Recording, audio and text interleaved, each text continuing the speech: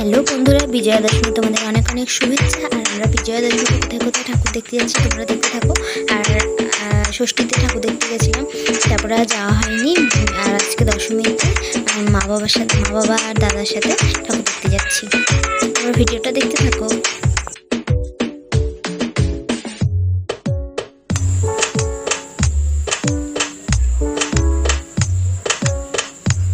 আজকে দশমী বলে দেখো অনেক ঠাকুর ভাসান হয়ে যাচ্ছে।